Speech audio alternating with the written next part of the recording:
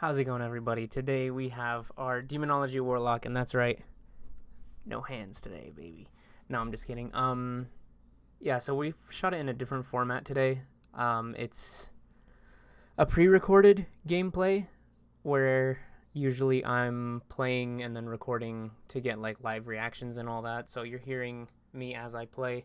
This one is I already played these matches a couple days ago, and this is just a voiceover for said matches. So it's a little different, but it gives me a different perspective because now that I don't have to focus on the gameplay, I can kind of watch and like self-coach right now and see exactly what I did wrong, what I could have done instead of that. So real quick, we'll pause the video right here because this is very important. This talent build is basically what every video told me as a Demonology Warlock to go for. Bile Scourge Bombers, or you can go a 1 or a 2, so Dread Slash or Demonic Strength. So if you go Demonic Strength, which is that second talent right there, it buffs your Felguard's Whirlwind by 300%. So that's really good in Arena and most BGs. Bile Scourge Bombers is just an AoE that's in a fixed location, whereas your Demonic Strength will have your Felguard spin around wherever he goes. So say you're running around in an arena and you're afraid to go get ganked by a rogue. So what you would do is you would pop Demonic Strength. You don't need to be in combat to pop. And when you pop it, your Felguard will automatically start spinning. So I don't know the exact range on sap, but most of the time when I did it, it did catch 1 or 2 rogues out of. So keep that in mind. Dreadlash, I haven't seen a lot of people playing. Honestly, I've seen 0 videos on. I've never seen anyone play with a Dreadlash build. All it does is when you summon your Dreadstalkers out, they do like an AoE attack for like a pretty good amount of damage. So I'd imagine it's good, but it doesn't compare to Bile Scourge Bombers AoE or Demonic Strength AoE. So it's just your playstyle. Plus, if you go Demonic Strength, you might as well go Soul Strike too and just give your Felguard like max DPS, because Soul Strike is an instant cast spell. It gives you 1 soul shard, and it's like every 8 seconds, so super OP. Now, Power Siphon is an attack where you sacrifice 2 of your wild imps in order to get 2 charges for every 1 imp you sacrifice, so you can do 1, but you only get 1 charge of a free cast Demon Bolt. So, of course, you can see why that's good, because instant cast. Now, it's not that good because Demon Bolt doesn't hit as hard as it should, in my opinion. As a Demonology Warlock, you have to see it like this. That's basically our Chaos Bolt, because if you hard cast it, it's like a 3.5 cast, or 3.5 second cast time. So, sucks. And as you see in this video, I actually hit one for 11,000, so kind of a joke. Now, everything else is debatable. Now, we can just get right back into it. I mean, the rest aren't that big. You can play Soul Conduit instead of Inner Demons, which gives you a 15% chance to refund your soul shards you spend. So, and as you can see, this is the infamous rogue gank.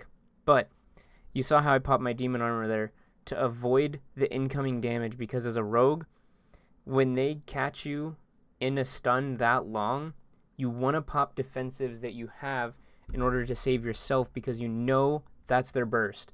A rogue will always burst you when they have a freaking 6-second stun on you, especially an opening attack. So you want to get some sort of defensive up to spare yourself. So that Demon Bolt hit for 11k.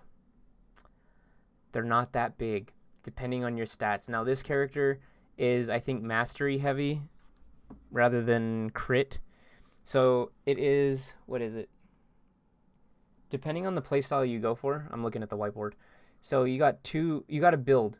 There's a really good build called Explosive Potential, which basically every 4 wild imps you use on your implosion, which is a suicide bomb basically for your imps, they like huddle on your enemy and poof, and they do some decent damage.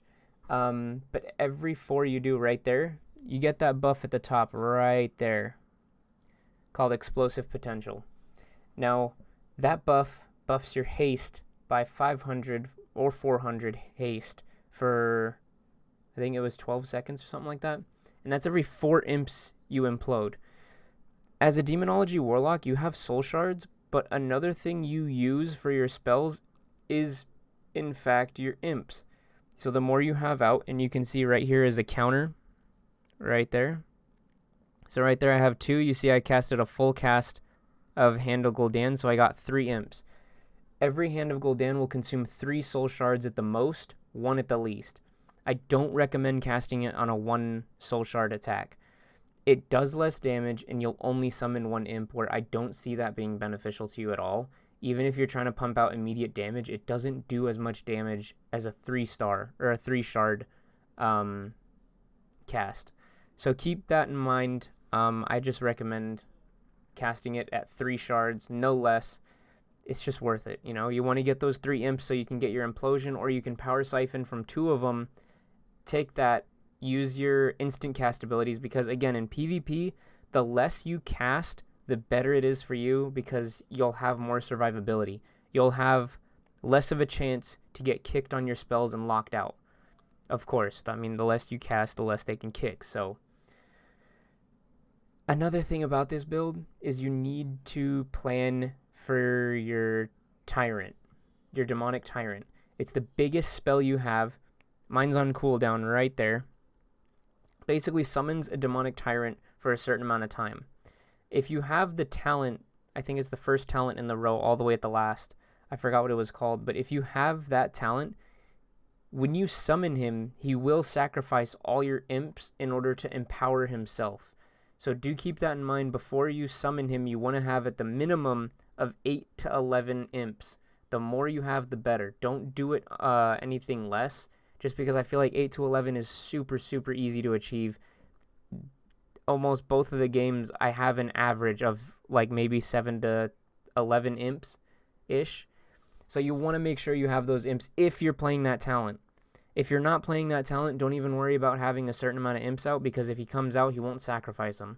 So you'll have him on top of whatever imps you have to attack. This class is so unique and only comparable to Beast Mastery Hunter, which is kind of the same, but it's only the same in a sense where most of your damage, if not all of your damage, comes from your pet. So a Beast Mastery Hunter can relate to a Demonology Warlock because they're used to all their damage coming from their pet. Therefore, they can sit around a corner and not really come out if they need to. They just need to come out to summon more demons and everything. So that's one thing to keep an eye on. So if you're playing against a Demonology Warlock, you're going to hate me for this, but the easiest way to counter a Demonology Warlock is the moment they summon a Demonic Tyrant, lock out the Tyrant. Stop all your damage towards the caster and put it onto the Tyrant, because the Tyrant is the source of their damage. So if you lock him out, you lock out the damage from the lock itself. So if you can stun, CC, line of sight them, it doesn't matter. You'll get the upper hand because you're taking away 3/4 of their damage right there. So if you can, get rid of him any way possible. You can sheep him, I think. So just keep that in mind. And Demon Hunters, this is the class you want to go for if you're in an arena or in a battleground. You can see a lot of Demon Hunters in this game, but when a Demon Hunter kills a demon, you guys get a buff from collecting the soul shard the demon drops that boosts your damage by 15%. This is prime time right here. It's a cloth user, not that much armor. Second, you're getting a 15% damage buff for every demon you kill. Now you're probably like, what demon do I kill? We summon imps. Those things have, I think, at the most 20k health. So you're at the advantage because you can basically AoE a shitload of them down, get the soul shards, and do massive amount of damage to the lock. It doesn't stack, but it will give you a 15% damage buff. So do keep that in mind while you're playing against it. And as you can see, I have the Azurite Essence of Breath of the Dying. So I picked that one over the rest of them because I saw one build that was recommending Visions of Perfection. The only thing about Visions of Perfection that I don't like personally is the fact that it's RNG. So you're relying on pure luck for that demonic tyrant to be summoned for like, I think 35% base time. If it's a rank 3, if it's a rank 2 or 1, it's 25% of the time. So it's not reliable DPS. Whereas this one, every 15 seconds, if I time it perfectly, I hit for 80k. I mean, above 80% and below 20%. So this gives every single class an execute and a really, really strong opener. So if you DPS them down to, say, like 83%, you pop that, they'll go down to maybe 72, 73. That's a lot less health you have to worry about. And as an execute, if you pop this on someone that's 10%, 9 times out of 10, they will fall over. Especially when it crits. When this thing crits on NPCs that are, so non-player characters in like raids or dungeons and all that, I crit a boss for 400k on my shaman. That's ridiculous. And no, that was not with Sky Fury Totem, because you can't get Sky Fury Totem in Mythics. So, stop saying that. But anyway, with PvP, I think the highest I've seen me hit was like 121k, which is ridiculous. That's like Marksman Hunter's aim shot, which Blizzard still hasn't fixed, because I still get hit with it every now and then, and I see in the recap that I get hit with 150 and 170k arrow. Don't know where they came from, but guess we'll never find out, since we can never get close. So there's that. But another thing about this, before I forget, because I just saw it happen. So when you cast your Dreadstalkers, the moment they expire, all Demonology Warlocks get this at a very, very low level. I think like 12 or 15. When your Dreadstalkers, like their buff ends, I think they last 8 seconds. When that 8 seconds is up, they will pass their souls to you, which you use for 2 instant demon bolts. I'm going to stop right there, because this is a big mistake I made. I overcapped by 3. So right here, you saw me cast 3 different shadow bolts while I was already full capped on soul shards. So I missed out on 2 Hand of Gul'dans, which probably would have brought those guys down even faster, and it probably would have saved whoever they just ganked the hell out of. So keep that in mind. You don't want to overcap, especially on a class this crucial. I feel like Paladins, Rogues, and Feral Druids have a little more leeway with missing their combo points and overcapping. It's a little, forgiven on their part. But for us as a Demonology Warlock, every Shadow Bolt you overcast and every Soul Shard you go over, you're missing out on massive amounts of damage. This class already struggles with damage. I mean, for me at least, because we're going to compare it to the most famous Warlock class, which is actually Destruction. Of course, it's easy as shit to pop out damage on Destruction, but, it's Destruction, right? So it's very difficult to do that. Destruction just builds, and then when you get your 5 Soul Shards, you just dump it into Chaos Bolts, and, you hit for 142k every one, and you totally screw over whoever's getting it. So usually if you can hit 3 Chaos Bolts on someone, that person is more than likely dead or in critical condition. Like, they need serious attention from their healer, which then you can CC the healer and go in for the kill. It's just hard, especially depending on some arena comps. If you have like a Destro Lock and a Fire Mage, that's kind of OP, because either you stay on the lock for his Chaos Bolt, or you get G-Pied, or you get G-Pied, or you focus on stopping the G-Pies and then you go for the lock. It all depends. I mean, I've never seen a Demonology Warlock in arenas for good reasons. Our survivability isn't that good.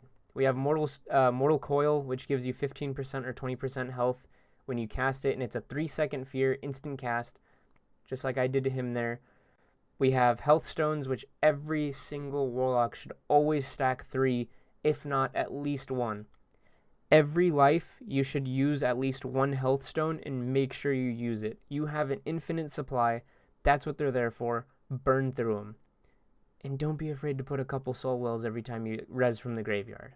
It's just common courtesy, help your team out. That way they can stay alive longer, or keep you alive longer, run the flag even longer. It just depends on the scenarios. So as you can see here, we're getting ganked by a rogue, and you saw how I axe tossed him in the middle of his CC while I was CC'd. That is one of the advantages of playing a Demonology Warlock over Destro or Affliction. We get a Felguard. Felguard is exclusive to Demonology, and it's just amazing. I understand why Demonology Warlock runs it, because I was always under the impression, like, why do they always only run that ever? It's never a Succubus, it's never an Imp, it's never the Fel Stalker, the little doggies, to interrupt. And now I understand. Our damage comes from Felguards, and second, we get a nice stun. The only other pet that actually like stuns is the Succubus, but it's more of a charm for 8 seconds, and it can be broken. So situational. If you do play Succubus, there's a really cool talent on the PvP aspect of it that when you activate it, it will actually lessen the time of the Shadow Bolt cast by 0.5. So it's originally, for me, a 1.7 cast time, and it'll decrease it by half a second. So it's around a 1 second cast time, which is insane for building, but nothing else. In this class, you never want to rely on Shadow Bolt for damage. You want to specifically use it as a builder, nothing else, and nothing more. You don't want to try and kill someone with a Shadow Bolt because it's not going to happen. You just got to try to use something else. That's why I use Breath of the Dying, because this class, since it lacks the damage, I like having an execute on it. And whereas Demon Bolt doesn't hit that much, I'm honest. Actually, you know what? Shadow Bolt doesn't come in handy because it hits harder than a freaking Demon Bolt for some reason. So hopefully in Shadowlands, Blizzard fixes that. Because it's kind of annoying to have a so-called powerful attack that hits for less than a Shadow Bolt, which is a free, it's just there, it's a filler attack. So it just kind of sucks to have that, and your class is kind of like broken because your hardest hitting ability isn't even from you, it's from one of the things you summon. So yeah, logic. But anyway, so when it comes to melee classes, one thing I always fail to do that you can see in every encounter we have with the monk and the rogue is the CC factor. So CC on this class is amazing because you can spam cast fear. You can keep it on the DR. So there's a DR. So when you fear someone for the first time, it's a full fear. When you fear him the second time, I think it's like a quarter reduced time. And then after that, it's 50% reduced time. And then it just gets to a point where if you keep spam casting it, it just doesn't do anything at all. So you saw I got hit with a 3-second fear right there. Makes sense. So it was his second fear he casted. So right here you can see a epic fail of my demonic gateway.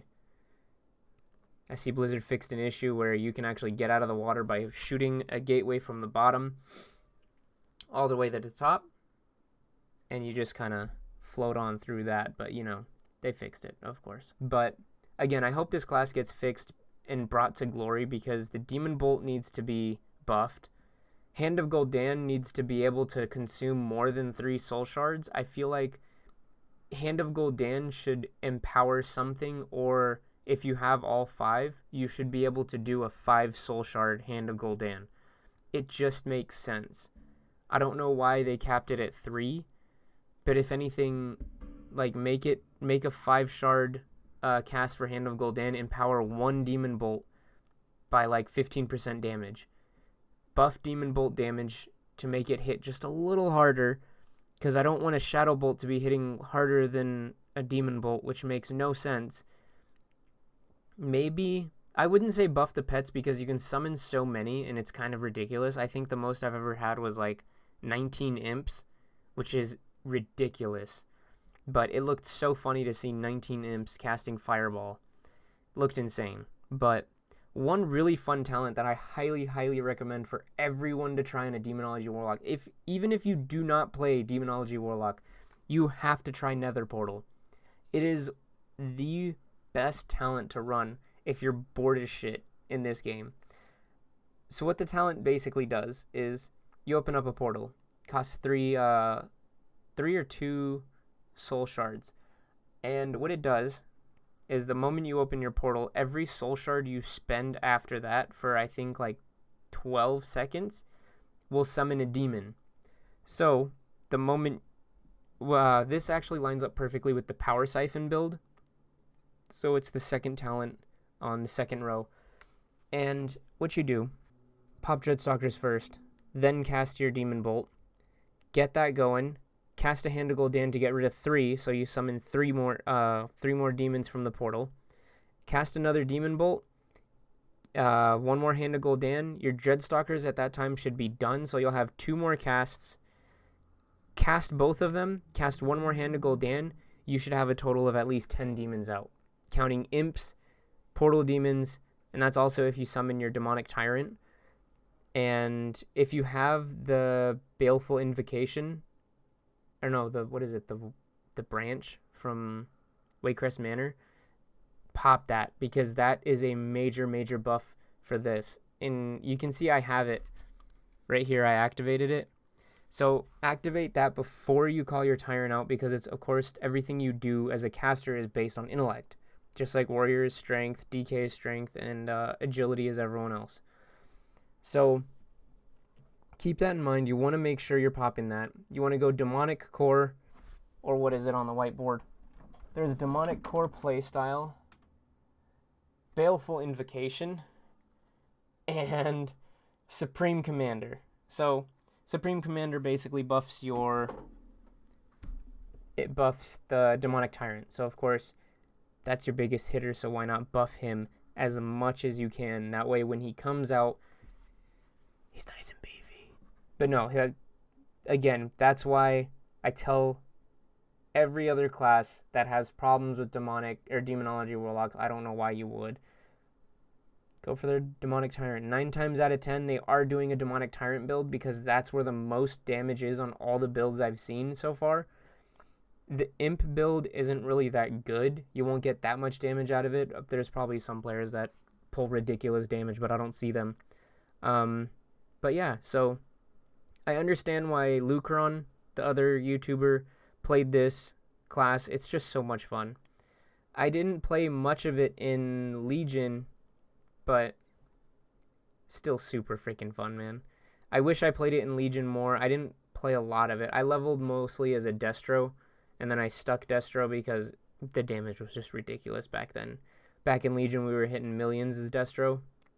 So it's definitely a fun class to try out. I recommend it with everything in me. It's definitely something to give the game some oomph again, you know? It's easy to learn. It's just hard to push out damage. But again, it's all about experimenting. Just play whatever playstyle you want. Like, play the flashiest playstyle. Why not? Give it a chance. It'll be fun. But you can do that. I recommend Netherward as a PvP talent, Master Summoner. And if you want, you can do the Fellmaster? No, the big dude that stands with the battle axe like that. He's pretty good, especially if you're having trouble with rogues. I could have played him in the last match, but I didn't. I didn't think the 2 rogues would stay on me the entire game. But what it does is it basically puts a 5-yard radius around you. So you stand in the middle of them. Everyone who comes in, the Felguard will sweep his axe every 1 second, or every like 1.5 seconds. Everyone in the 5-yard radius will be stunned, and 5% of their health will be gone. So if you can trap people in that, it's done. You win. Because while they're trapped, you're doing a shitload of damage to them, and they're taking damage off of the guy. But the thing is, it's so easy for other classes to lock him out, because all they got to do is run 1 fear, and he's done. He doesn't last that long. I think it's like 8 seconds or 6 seconds, something like that. But you can lock him out just like you can lock the Demonic Tyrant out. That's the thing that sucks. If Blizzard wanted to, they can make him immune to fears, stuns, and CC. That way it's a little more viable in PvP. But everyone in PvP knows the trick now, that if they see that guy, they're like, okay, CC, stun, boom, going for the kill. But anyway, that's all we got for today, guys. Thank you so much. The next video we got coming out is going to be a Holy Priest, so be ready for that one. That'll be fun. Like always, guys, peace out.